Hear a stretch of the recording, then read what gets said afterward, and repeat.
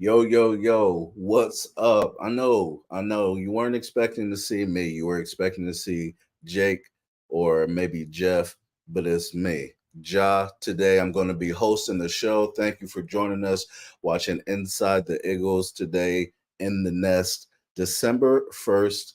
It's 49ers week, and we're getting ready to have a great show. But before we jump into that, I want to get something off my chest that's been bothering me. What I like to call a national TV observer when it comes to sports media. Okay, I wake up in the morning and I watch Get Up, First Take. I skim through Undisputed. I can only take so much skip, especially in Cowboys topics. I watch The Herd. I may watch a little McAfee, NFL Live. First things first. I love it all. I just love the discourse, even if I don't agree with what they're saying. Okay, it's that's fine. We don't always have to agree. We're grown, but I have something to get off my chest, and it's the schedule scrutiny. The schedule scrutiny. If you truly have been watching, the only two teams that have been getting the most schedule scrutiny are the Eagles and the Cowboys. But even the Cowboys, not as much because you have Dak being elevated into MVP conversations based on his performances when they were getting on the Eagles last year for beating on bad teams. It's still beating good teams, but beating up on bad teams. If you were a part of the discourse last year, you remember what everybody said week after week as we beat up on teams and showed that we were like that. It was, oh, but you haven't played anybody. Okay. But we did what we had to do. You can only play who's in front of you, right? That's what we said. That's what we do. This year, we're playing a harder schedule. What they say is one of the hardest schedules, one of the toughest 6 game stretches in NFL history. That's what the Eagles are going through. And the Eagles are being scrutinized because those games are close. Shouldn't close games happen between good teams? When you play a good team, like it's supposed to be a close game. That's what you expect, right? I mean, you tell me. The Cowboys this year, before the Seahawks game last night, played the NFL's easiest schedule. You can look that up. No scrutiny there. Dak's an MVP candidate. Okay. I just need some consistency. I don't understand why we can't do both, why we can't tell the truth. This is very simple. We're not going to give Dak the same credit as Eagles fans after what we went through last year when y'all criticized the Birds for the same exact thing that you're giving praise to the Dak and the Cowboys for. It's ridiculous. Schedule scrutiny. Let me tell you this. Last year, there were 7 teams that won 12 games minimum. The Eagles played 5 of them this year consecutively. That doesn't happen. So I'm just saying, I'm not surprised that games are close. You shouldn't be surprised that games are close. As long as we're winning games against the tough opponents, that's what matters. But I've rambled long enough. Let me bring in my boy Brandon. I need to see what Brandon says, what he feels, what he thinks about what I just laid on the table. Mr. Brandon Pockris, how are you doing today? How are you feeling? I'm doing great. I can't complain. I'm very, very excited for the matchup that we are going to discuss this that is upcoming this weekend, obviously. And with the discourse of MVP talks and the Cowboys versus the Eagles, I think, and I usually have this train of thought when it comes to this type of stuff. There always needs to be nuance, right? There needs to be nuance and you know, understanding that more than one thing can be true at once. Dak Prescott is having a phenomenal year. He has, in my eyes, fully rebounded back to the type of player, the type of performances that everyone knew he could be able to do, but just wasn't showing. And that's a credit to McCarthy and the Dallas offense and making adjustments after that Niners game.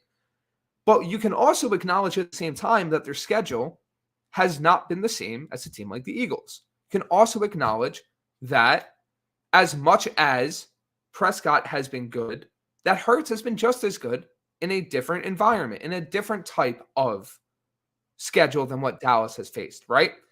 You can look at it and be like, in terms of MVP talks, where is each team without their quarterback, right? There's so many different ways to go about this discussion. There's so many different ways to analyze it. You can make an argument that Josh Allen should be the MVP because of what he means to the Buffalo Bills and how much he matters and what would happen if Buffalo didn't have him, right?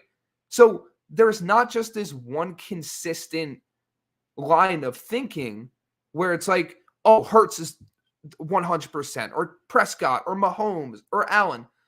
But that just doesn't happen in sports talk radio or the early morning shows on all these stations, right? It's what is the hottest take of the day? What is the most relevant? What's going to get us the most traction and clicks, right?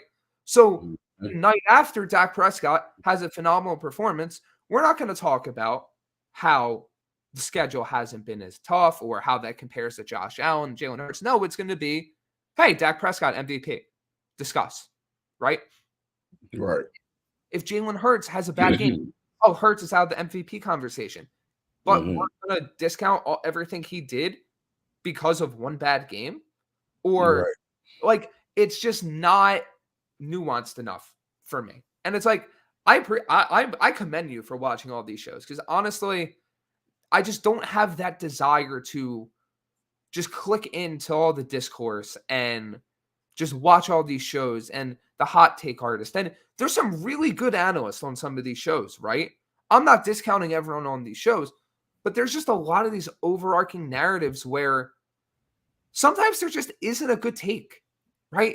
Yeah. Like sometimes you don't need a take on everything. And it is okay to have a shifting perspective over the course of an 18-week NFL regular season. What happens in week 1 likely isn't what is going to be the case in week 18. It's very rare. So you have these ebbs and flows and these ups and downs. The problem is because of what a lot of sports talk, radio, and media has become, we're so fixated on the week to week progression that the overall arcing narrative is not taken into account. That is very well said, on the money. I agree with every word that you said. Ian said, "Can he sustain it?" I believe talking about Dak Prescott. Well, that's a great question because he has some of those tougher matchups down the stretch. It's not like, oh, Niners and then this and that, but they do play some tougher opponents, and the Dallas Cowboys will be challenged again. And it's going to be very interesting to see if, just like the Miami Dolphins in the AFC, if the Cowboys can finally overcome the narrative that they can beat good teams and perform well against good teams. Exactly, because at the end of the day, winning should be all that matters, right? I mean, I've never seen what I like to say over these past like couple weeks is essentially I've never seen any teams get more credit for losing than Eagles opponents this year. Like, and it's just very odd to me. Coming close to beating the Eagles is somehow a negative for the Eagles. And when you look at the schedule for the 49ers as well, you go through these teams that, like I said, the schedule scrutiny is only happening for a couple of teams. And you illustrated why. I understand, but I still want to just talk about a little bit. The Cardinals, terrible this year. The Giants, we know the first game of the year against the Steelers, still Matt Canada there. We know the problems they had early on. Like these games, the Vikings, after Kirk Cousins got hurt, beat them with Josh Dobbs. You have one impressive victory, and that's against the Cowboys. Am I supposed to be extremely impressed with the Jaguars win? The Jaguars are playing a lot better this year. I'll give you that. But when you look at the Jaguars record as well and the teams that they have beaten this year, the teams that they've lost to, it is also not an impressive list.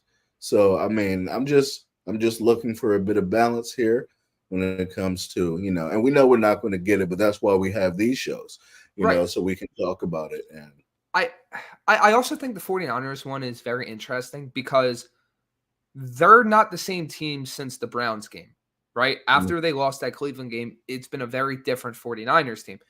In a lot of ways better. And got to also remember, for a large chunk of these games, they were without Debo, or not a large chunk, I think it was a few.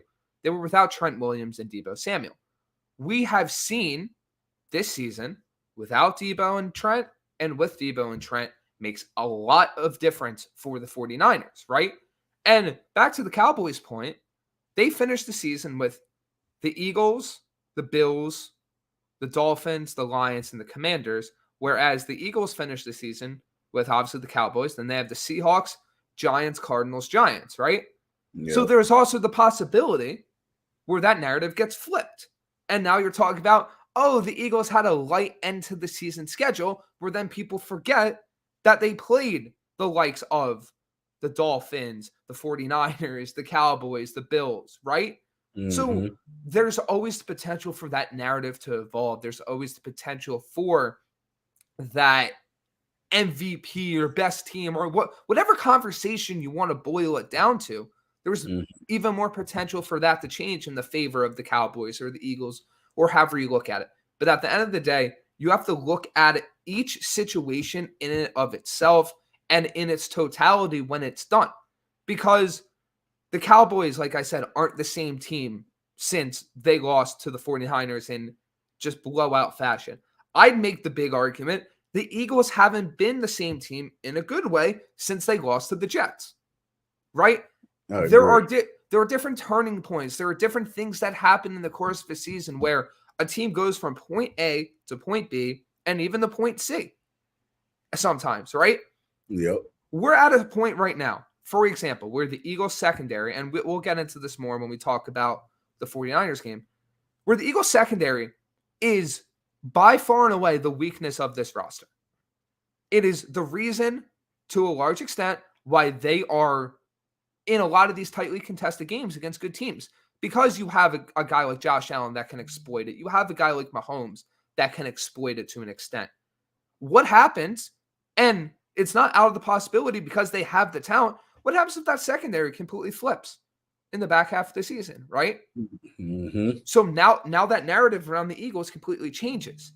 And now you're talking about them in a lot different light. Yet that doesn't take away that a big chunk of their struggles early on in the year were because they're secondary, right? So it's like it all goes to the point of it's so hard to make all these arguments just concretely because so much is going to change in the next 4 weeks, let alone the hmm next two, right? Like we could be on this show in 2 weeks talking about, oh, the Eagles are in trouble because X, Y, and Z, or the Eagles are locked and loaded because this happened instead of what it was before. Like we are only in week 13. There are still, or week 12, or 12 or 13. 13. We are in 13. 13. All right, cool. I did it right the first time. We're only in week 13, right? There's still a lot of time left until this season ends. Like all these conversations now could do a complete 180 before the season ends. And I don't think enough people realize that because once again, and I've said it before tonight already, people get so caught up in the moment, so caught up in what is happening now that they don't realize things can change. This is the Just NFL like stands that. for NFL, not for long. Not for That is for long. players, that is for teams, that is for coaches, that is for entire organizations. You don't know what's going to happen next week, let alone 4 or 5 weeks from now. The best thing to do is to enjoy the ride. And then when we reach the end, we can talk about, hey, this is what happened here and here and here and here. It's just a lot of the discourse is just empty in my eyes. It's just empty. Yeah, no, that's a very fair perspective. One last thing before we move to the next thing about what you said. I like what you said about the secondary possibly having a chance to come together. I agree with that. The addition of Kevin Byard having more time to get acclimated. If Roby can now stay healthy and those guys can just stay on the field together, being able to play together is very important for a secondary. So I agree that there's still room to grow there. Deshaun Jackson retiring as an Eagle, as he should. Let's watch one of the most famous moments in NFL history, brought to you by Mr. D Jack himself. Waits. And it's a line drive kick. Jackson bobbles it and now has to try and recover. Deshaun Jackson gets a block. Are you kidding? Deshaun Jackson still not in, and now in for the touchdown, no flags. Unbelievable. Unbelievable for sure. My God, that was a good time. Merry Christmas. He had a press conference earlier today. I'm not sure if you got a chance to check it out. During it, he talked about that play and talked about how to be fair, I don't know if I believe him or not. It sounded a little bit like cap to me, but he said that he fumbled the ball on purpose to kind of make those guys get out of their rush lanes, their coverage lanes, and that's when he picked it up, and then the rest is history. But man, that I will just remember hopping up off my couch when he started running and jumping up and down and yelling, he's going to score, he's going to score. Man, that was a great memory, man. I think for me, someone growing up around the time when he was in his prime with the Eagles, I just remember him as like the quintessential deep threat of like my childhood, where it's like, if someone asked you what is the number one deep threat? Like, who is the NFL deep threat? Most people, at least in the area where I grew up, would probably say Deshaun Jackson. Like, he was the guy where it's like you just chuck it up. He has the speed, the athleticism to just go get that ball every single time. And he, I feel like, was the start of the NFL shifting a lot towards those speedy type of players. Or even if he wasn't the beginning of that shift, he was one of the first proofs that, yeah, this type of wide receiver can work in the league. Yes, no, and that one of the things I respected about him is the fact that he could catch the ball with his hands. As a smaller, speedy guy, he would catch the ball with his body occasionally, but he was a hands catching receiver. There is always that one big catch on the sideline, Vic, against the Cowboys, where he catches it like just extended hands and turns it up the field and runs for a long touchdown. There's just many instances and plays, there's too many to count of him just pulling in clutch balls.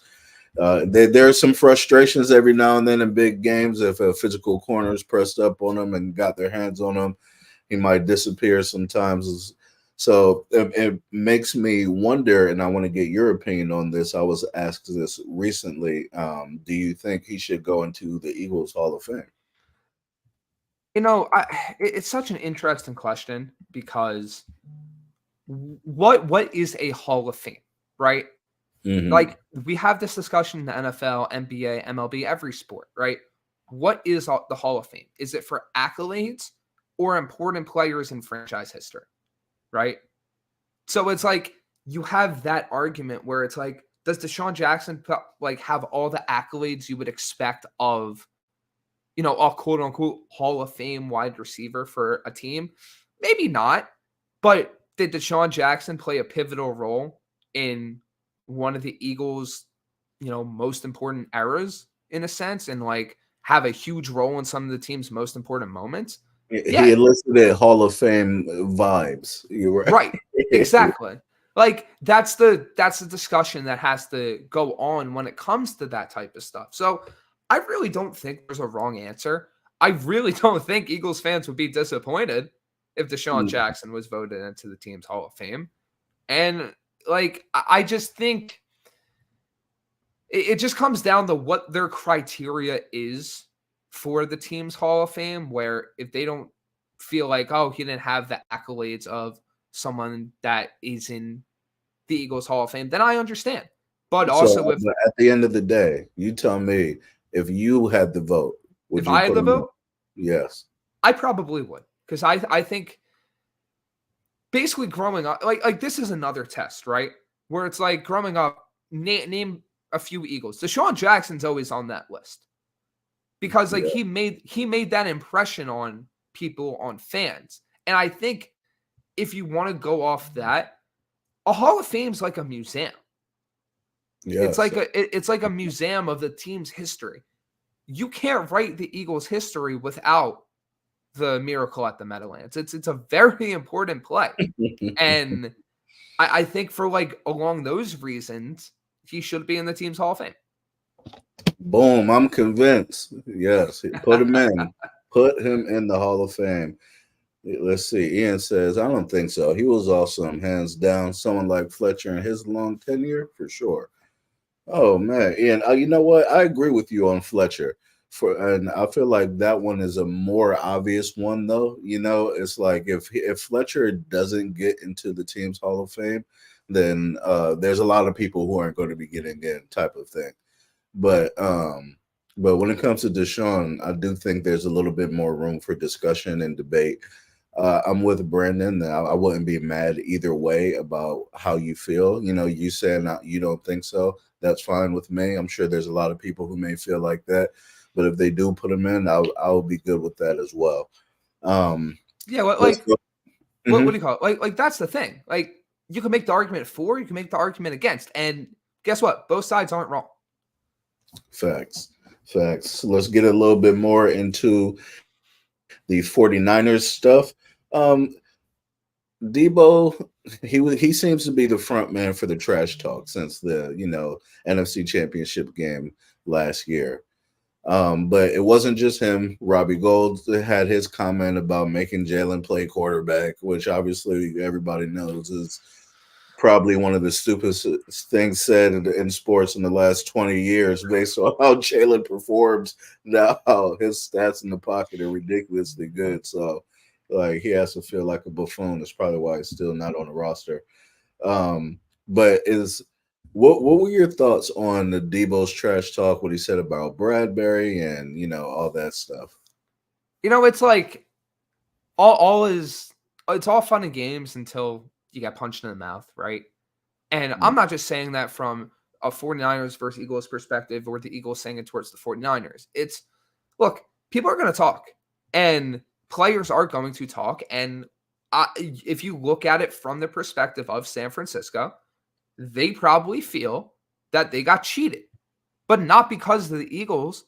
A lot of that's probably out of frustration that, quite frankly, they didn't have a quarterback for the majority of that game against the Eagles. They had a guy in Brock Purdy who hurt his elbow, who ended up getting Tommy John that had to step in because him and Josh Johnson both got hurt. So I But think I gotta step in for a second if you don't mind, Pakris. Did he hurt his elbow, or did his elbow get hurt because they try to get cute with their blocking scheme on Hassan Reddick, and he put him out of the game? Oh no. I'm not saying like it didn't happen in the course of the game. I'm just saying from the 49ers perspective, they probably feel like they got cheated because they didn't have that from the majority of the game. So a lot of that trash talk is boiling up because they didn't have a true chance to prove what they could do against one of the better, or at that point, the second or first best team in the NFC.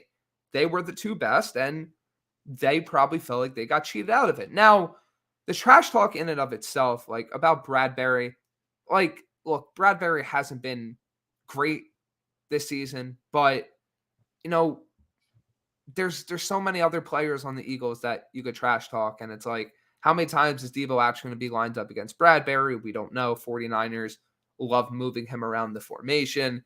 AJ Brown joking around with Debo. Like, you could go down the list with everything. I just, my personal feelings on trash talk is, as long as you're not being dumb about it and just, attacking like families and just, and things like that. Jamal Adams. It's different story for a different day. But as long as you're not doing that, it's like fun and games, because once you get onto the field, you have to prove it or you're going to get clowned for it. Like, it's simple as that, where everyone can talk on every side until the game starts. But once the game starts, you got to prove it. The 49ers got to prove it against the Eagles, and the Eagles have to prove it against the 49ers. It's like honestly, talk is cheap. That's Yeah. that's the line. Talk is cheap, and you have to prove it out on the field. That's for sure. Those are all great points. You know what? There's something in particular too, right? Is the that I respect about the trash talk is, like you said, you have to line it up, right? And Hassan mentioned something similar. Yeah, you got to line it up and you got to play. I somewhat respect that the person that he challenged was on the side of the ball that he has to play against. You know, like I don't want to hear Trent Williams talking about Jalen Hurts or you know what I'm saying, Right, or exactly. DeAndre Swift. You know, like somebody who you're going to have to deal with. So at least he did that. I wonder. I would like to ask you: is there anything from any player in particular who said something that may have made you raise an eyebrow, rubbed you the wrong way, anything like that? Not really, because I feel like a lot of it is like, at least from the way I look at it, kind of harmless. Where it's Uh-huh. like I don't really see, oh, like fans should be in an uproar about this, but like, look, like you said prior, the comment about let Jalen play quarterback, right? Mm-hmm. Like it's a stupid comment. Everyone knows it's stupid. Like there's not discourse about it. It's Hurts is one of the best quarterbacks in the league. If you let him play quarterback, he might carve you up. Like simple as that, right? So, you know, Debo talking trash about Bradbury. I agree with you again 100%. At least it's on that side of the ball. It's not like Debo said Jalen's not a top 5 quarterback and Brock Purdy is. Because at that point, it's like, all right, now you're just talking the talk. You're Right. right. So I'm just, I don't know. I feel like I have an appreciation in a way for trash talk because it's a good way for competitors to try to play mind games with each other and to try to, gain that little bit of edge where in a sport like football is at its highest level, every little edge can completely shift the tide of the game. Where if a guy isn't mentally as locked in because they're so fixated on proving someone wrong, that could give whatever team got in that opposing player's head an edge.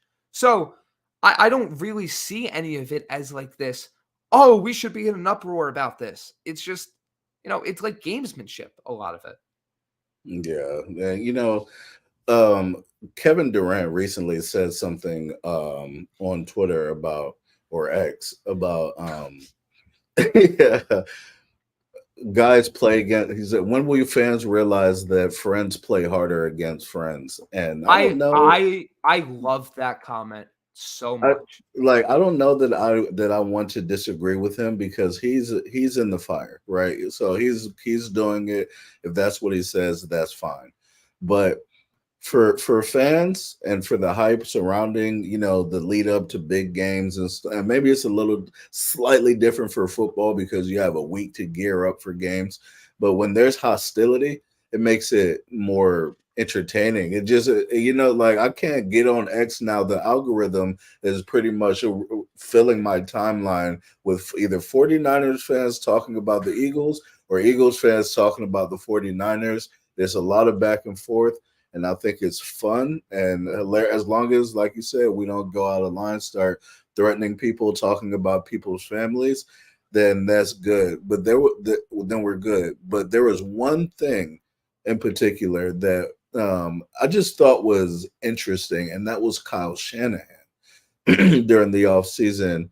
I found it interesting that he said something about wanting to play the Eagles again, and they felt like they could win. Like that's not really something that you hear from coaches, when it comes to a game that they lost in the season prior, or for whatever reason, guys get hurt, you move on, blah blah, this and that, right?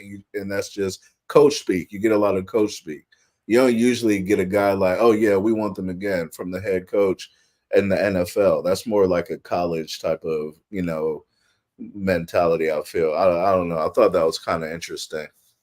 Yeah, I mean, I could look at it as like a motivating factor where it's like, he's trying to be like, hey, we're locked in for this game. This game's circling on our calendar. That's it.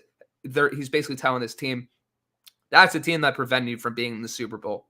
Get like fired up for it. But to the point you made about the Kevin Durant comment, like someone that played sports up until, college, where I played some baseball, played sports in high school, when you have that rivalry game where it's like the quote unquote enemy and you just want to beat them down, in a way, it's kind of shallow in a sense where, it's just revenge and just like anger. But there's a point in time where that kind of fizzles away unless those tempers flare up again and you're just locked in on beating that opponent.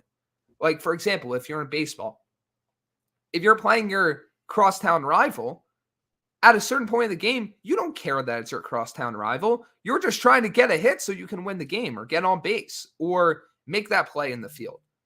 But on the flip side, when you're a competitor and you're playing your friend or you're facing off against them in practice, like personally, some of my most intense battles were in practice against my friends, where I'm so locked in because you don't want that person to have the bragging rights over you. And you don't want that person, to hold it over your head where, for example, like my freshman fall for college baseball, there was one time I got out. And the one time I got out, it was my best friend, one of my best friends that struck me out. So now for that entire season in the fall, all I heard was him saying to me, yeah, you did well, but guess who got you out? But you extrapolate that over, professional sports or NBA, NFL. That anger is big, but if AJ Brown and Deebo Samuel are friends, right, they're going to want to one up each other that entire game, and that creates that competitive environment, right? So it's like it does, but at the same time, I just.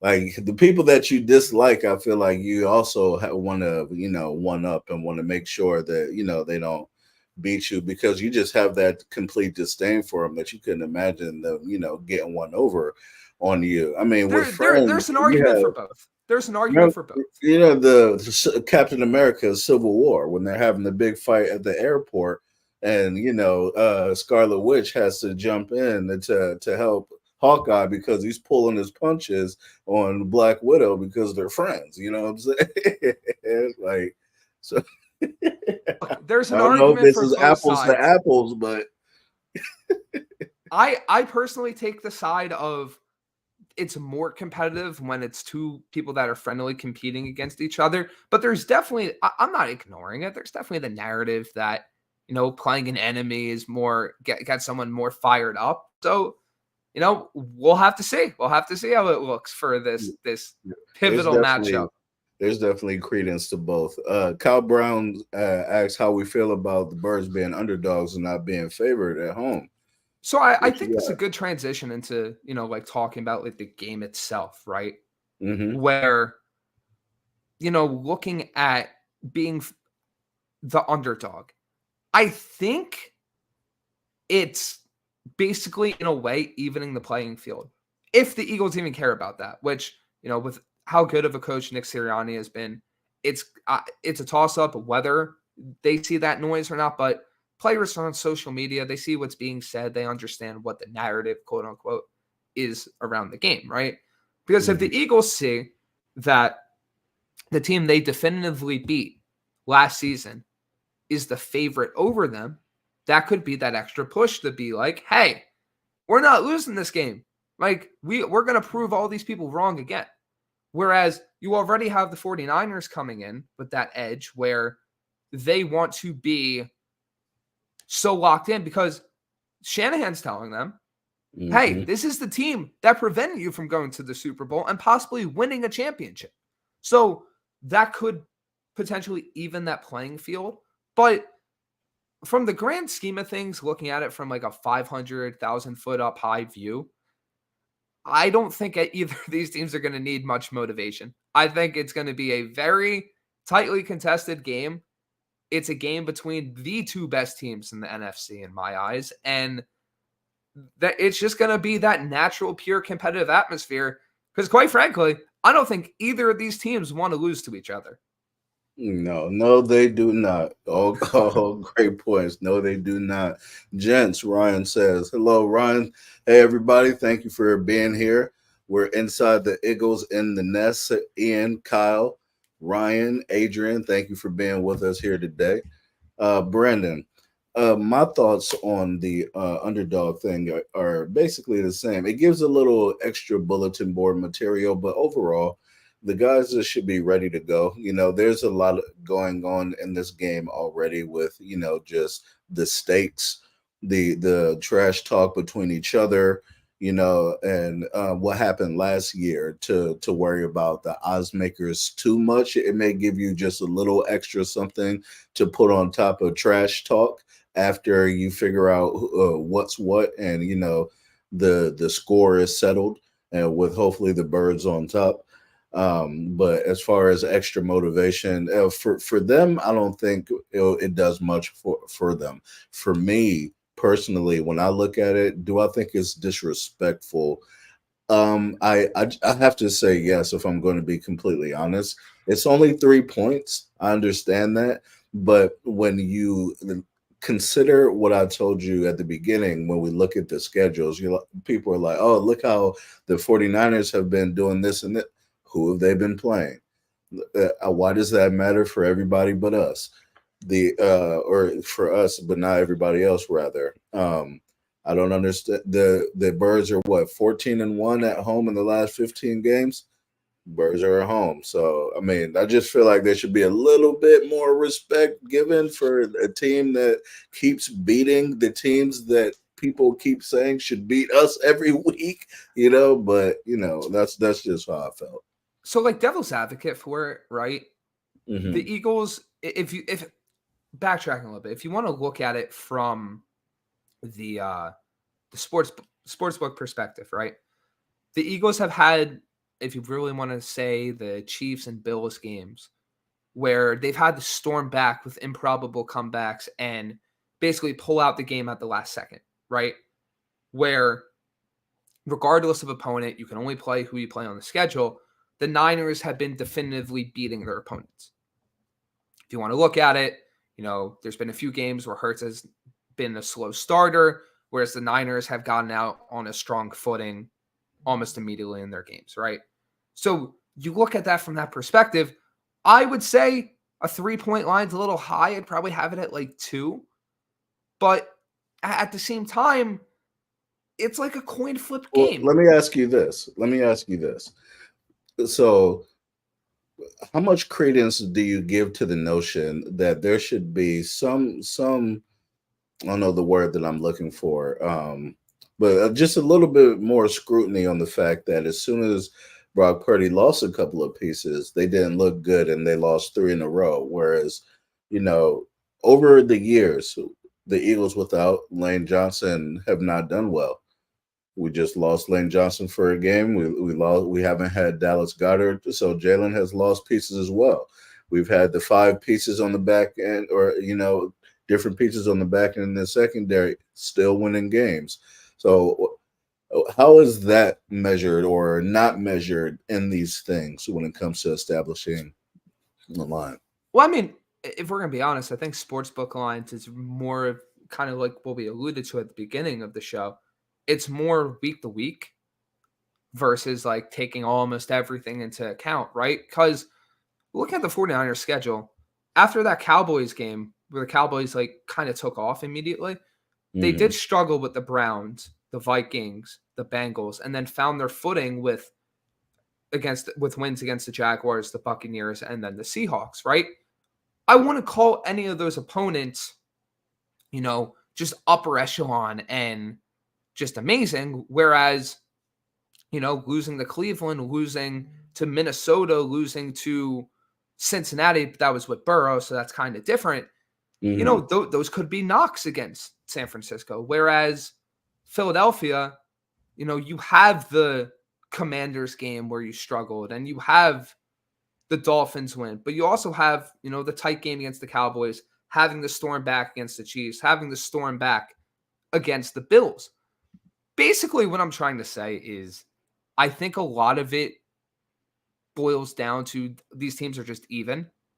where the 49ers have had their slip-ups, but their slip-ups have resulted in more losses. The Eagles, unlike the 49ers, have been able to overcome those slip-ups and win games. But you look at it where boom. That right there, that illustration right there is just why I think it should be a little bit more towards right. It should be a little closer. I agree with you with that, where it shouldn't be -3. It should be a little bit tighter. But you could give the edge to the 49ers where maybe they like the weapons against the Eagles secondary a lot and they trust Kyle Shanahan to put up points. Or they're not as confident in Jalen Hurts to storm back against a 49ers-led team. There's so many different variables that go into this game and how the game plans are constructed and who makes the mistakes in this game, to where I really think that it is a coin flip. I think it is the two best teams, as I've said, in the NFC playing each other. But there's so many nooks and crannies where that line can be discussed to no end. And you can make the argument for -3. You can make the argument for -3 in Philly's favor. You can make the argument that it should be even. There's so many little nuances, but I do agree with you in the sense of it should be closer, and taking into account what Philly did recently versus what the 49ers have done recently, it definitely should be closer.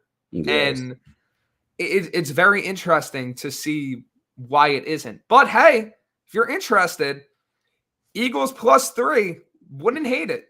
Wouldn't hate Eagles it at all. Wouldn't hate it. I know that's right. As we transition to the defense, let's do the Eagles offense versus the 49ers defense, and hit Ryan's comment here. Hurts stats not as good as they can be. Brian Johnson has been forcing Hurts to throw when he should be runs. The situations, the timing of the passing plays Johnson has Hurts throwing the ball is an issue. So at the end of the day, the Eagles are averaging 28 points per game, which is the same number of points that they averaged last year. I do think that situationally, there's things that I would prefer to see, but at the same time, I also want to give credence to understanding that Brian Johnson is smarter than me. That's something that we established a couple of weeks ago at this point. So despite how we feel it should look, and yes, even though we're not Brian Johnson, I'm sure most of us have been watching football like all of our lives. So we understand when things are not running as smoothly as they can be, especially when we had what we saw last year from this offense and when we watched some of the other offenses around the league. But at the end of the day, again, the team is still putting up points. They're getting it done when they need to get it done. And I'm not going to begrudge him too much as long as that continues to be the case. Now, with the 49ers this year and this matchup coming up in a couple of days, the biggest thing that everyone keeps talking about, at least from what I'm hearing, is about their front line. And it's not very often that a front line for another team wrecks a game for the Eagles in its entirety. The closest that we got was the first half of the Chiefs game, and they corrected that in the second half and gave Jalen time. The ultimate equalizer for good defenses most of the time is a very strong offensive line. So with that being the case, I think that the offense will be able to sustain drives, which is going to be important as well, right? Stick to with your identity. Long drives, hold the ball, finish with touchdowns. In the last 3 games, the Eagles are 100% in the red zone. So we want to complain all we want about Brian Johnson, but he's figuring things out, and it's looking very good in situational football, which is one of the most important, if not the most important aspect of football. So those are my thoughts on us against the 49ers offense. Will be, or defense, sustain drives, put points on the board. I do think we'll be able to do it. And Kyle asked us a little while ago about score predictions. Brandon, I think we should give those last before we end. All right, cool. So my whole thing with this matchup, right, is I really want to see the Eagles start fast. I don't think this is the game you can afford to immediately go down 10-0, right? Or immediately being that touchdown or touchdown plus deficit. They have to figure out a way to get Jalen in a rhythm early on, because that is going to be extremely important in this game. It hasn't really mattered in the past few because he was able to get in that rhythm late in the first half into the second half. But if you can get Hurts in a rhythm early and honestly stick with whatever's working, I would prefer that to be running a good amount of DeAndre Swift and getting that RPO action going and just ensuring that you have that balance early on in the game. If you can do that, I feel very confident about Brian Johnson making those adjustments off an already successful Eagles offense, whereas the past few games, he's made great adjustments when the team has just been completely struggling. They need to start fast. They need to get on the board quickly because who knows, right? Maybe this Eagles defense looks a lot better in the secondary if they're playing with a lead.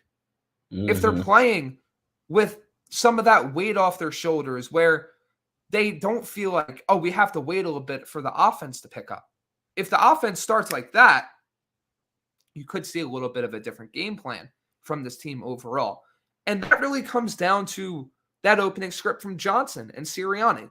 What do they want to do to attack the 49ers defense? What do they want to do to get Jalen Hurts in a rhythm? What do they want to do to get the run game going? Do you scheme up a few touches to A.J. Brown, like a screen or two? Do you take a deep shot early on in the game? Like, there's a lot of different things that they could do to try to get the offense cooking immediately to where you don't have to basically ask yourself in the second half, do they have the ability to pull it off again? Do they have the ability to, come back from 10 behind and shock the world for the third straight week? Because let's face it, right? Eagles, fantastic team. It's a very dangerous way to live, to come back from double-digit point deficits, because eventually there's going to be that game where you try to do that and it doesn't happen. You don't want that to be in the playoffs. You don't want that to be down the stretch. You don't want that to be in this game. So basically for me, start fast, get Hurts in a rhythm, establish the run, and see where it goes from there and make those adjustments. Do you have a offensive X factor for this game? I know I didn't ask you to think about that beforehand. It's kind of a curveball. I'm very interested because I think it's going to be A.J. Brown and what the Eagles can do to scheme him up. Because the 49ers defense is going to be ready to roll, right? Like it's a very tough unit. And I think if they can take advantage of some of the weaker secondary play and immediately target A.J. Brown and not wait until later in the game to try to get him the ball, then I think they could establish that success and then build off it by targeting Swift and Devonta Smith and Zacchaeus and whoever else is playing for them. Yeah, no, I'm with you. And, with the running the ball is so important. With Armstead up front, Bosa, Hargrave, Chase Young now, those guys want to rush the passer. So run the ball, make them slow down, make them earn that right, and make it hard on them. I want to see some Boston Scott touches in this game. Heavy DeAndre Swift and Boston Scott. I'm thinking Boston Scott for an X factor. Let's see him get in the end zone. As far as the Eagles defense versus the 49ers offense and the challenges that they present, I'll let you go first and tell me what you think about that matchup. What do you got there? This is the one, right? Like we talked about it for the Chiefs game. We talked about it a little bit for the Buffalo game. What this Eagles defense does against the 49ers offense is going to dictate the game. Because, look, Purdy, yes, he's helped a lot by the system, but he's a good quarterback. He's able to make the throws. He's able to create a little bit more than even what he did at the beginning of his career. They have the best running back in football in Christian McCaffrey, who can do it all. They have Debo. They have Kittle. They have Brandon Ayuk. I'd even say they have like a guy like Jawan Jennings, who I like a lot, right? The 49ers are unique in the sense of they don't just have the playmakers. They have a offensive coordinator in Kyle Shanahan, or play caller in Kyle Shanahan, that knows exactly how to scheme up these guys wide open. So I think the biggest thing right off the bat, and Kyle said it in the chat, they got to get pressure. They got to get pressure on Brock Purdy, right? They got to make him start to second guess things, start to second guess what he's seeing down the field, because that internal clock's starting to go off faster and faster. And the Eagles have capacity to do that. Obviously, it's not a easy task up against a 49ers offensive line that I'm a huge fan of, a guy in Trent Williams that even at an older age is still the best left tackle in the league in my eyes. But that's what the Eagles got to do. And I think on the back end, right, it's just a matter of like, just not biting and like staying true to their read keys and not falling for a lot of the window dressing that can be a Shanahan offense. Like I've said before, some of the best offenses in the league use a ton of motion, a ton of pre-snap things to get the defenders to start tracking things and fall for the stuff that's going on in the backfield where something's going to get hit over their head. In the NFL, a split second of reaction time one way or the other can dictate an entire play. If your eyes are caught by a motion, by an orbit, by whatever the team's running, if you're even that millisecond or a second late, it could be the difference between stopping a play and letting up a huge play. So I think the Eagles coaches, and I trust their coaching staff, obviously, especially Sean Desai, has to make sure that the Eagles are smart and don't overcommit to things and don't try to jump things, because the minute Shanahan sees something like that, he's going to find a way to exploit it. So I'm very interested in the cat and mouse game that Desai, who, while being a first-time defensive play caller, I think is a really good one, and Shanahan, who we all know how good he is, I'm interested to see how that goes back and forth, because Shanahan has not been stopped by many people. I think if the Eagles take a page out of Jim Schwartz's book and what they did against the 49ers that day, that could be good. I think they have the personnel to try to shut down the 49ers like the Cleveland Browns did. But I'm very interested to see if Shanahan understands that and operates with a different game plan because of that. So it's going to be very, very fun. And I'll come out and say it. This is the X factor matchup of the entire game. The Eagles defense, how do they respond to the 49ers offense? Because 49ers offense is going to put up points. We know that. It's just a matter of how many. No, I'm with you. Great point. So you leaned right where I was going to go as well with the importance of the motions and controlling and staying disciplined. Some games are a little more about being headier than others. And this is definitely one of those games, because they're going to, as you said, they're going to try to play with your eyes and mess up your timing, make you second guess where you're supposed to be. The good thing is that, okay, so we played the 49ers in the NFC Championship game, but then we got to play the Dolphins, and, they run a similar scheme in a lot of respects with Mike McDaniel coming from the Kyle Shanahan system.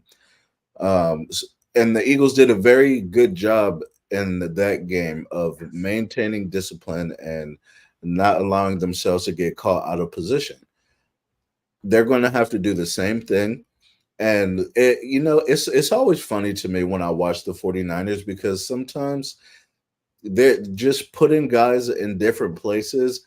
It just seems to scare guys, on the back end, because maybe you don't have the right personnel to match up, but maybe you're just kind of thrown off like, hey, why is Debo in the backfield behind the quarterback? Yeah.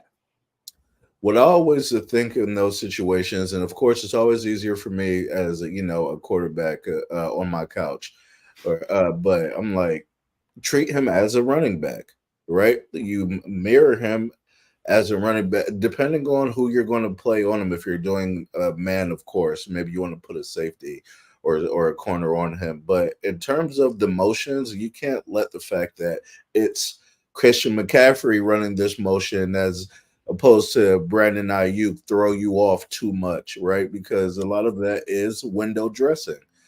Some of it is unique, but there's only so many motions. There's a specific things that they want to do to you to try to open the field. That's exactly what they're trying to do. They're trying to scare you, and you just you just can't let that happen. You got to stay disciplined, understand where you're supposed to be, and I expect them to be able to do that.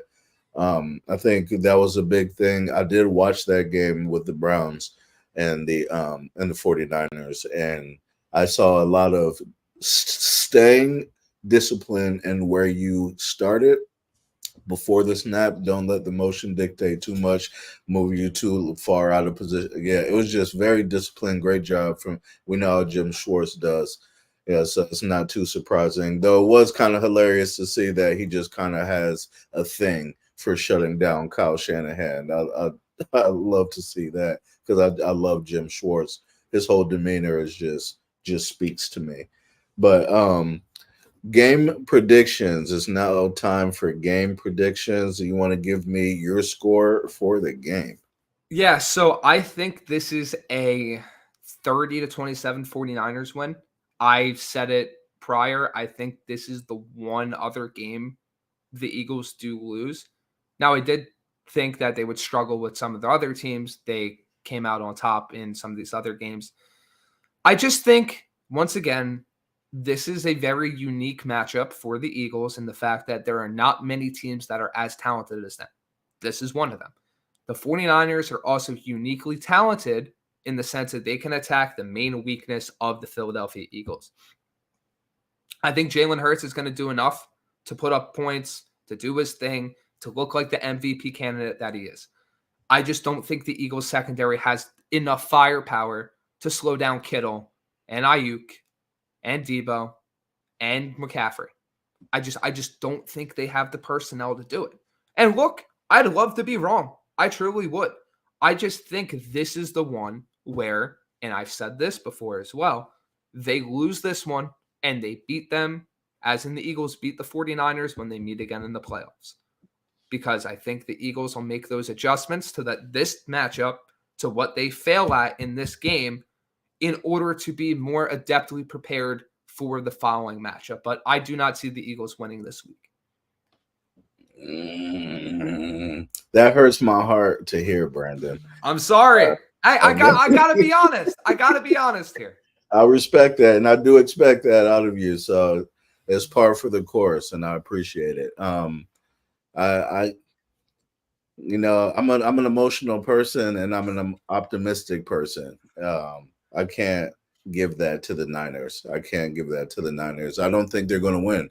I mean, coming to the link, I think these guys are going to be so amped up too in the crowd. Man, it's going to be a crazy atmosphere. My biggest concern, actually, something we didn't touch on, is Zach Cunningham being out and him being our best linebacker so far. And, they can attack the middle of the field. So that's going to be the biggest concern for me. But I think that Jalen is one of those guys that doesn't have to say much, but he's heard all the chatter, and he's going to want to shut the 49ers up, have his guys back. Bradbury, we know how close-knit these guys are, and I think that they're going to be a little bothered by that trash talk that they had in Debo saying, outright calling Bradbury trash. So I think we're going to get an Eagles team that's going to be more juiced up than we've seen, and we're finally going to actually see more of a breakout game. It's still, because they're so good, I'm not going to say it's going to be like 30-15, but I will say 33-27. All right.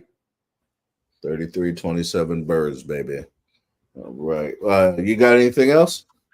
I got nothing. How about you? Nope, I am good. We are at an hour. I don't think it's the first time, just me and you. Yeah, I liked it. This was fun. I think we did good. I miss the guys. It'll be great to see them next time. But next time y'all are out, just know me and Brandon got it on lock. All right. Thank you, everybody, again for coming and joining us, spending time in the nest. I am Jalil Williams. That is Brandon Pockris, and we'll be back on Monday after the game to celebrate. Go Birds, baby.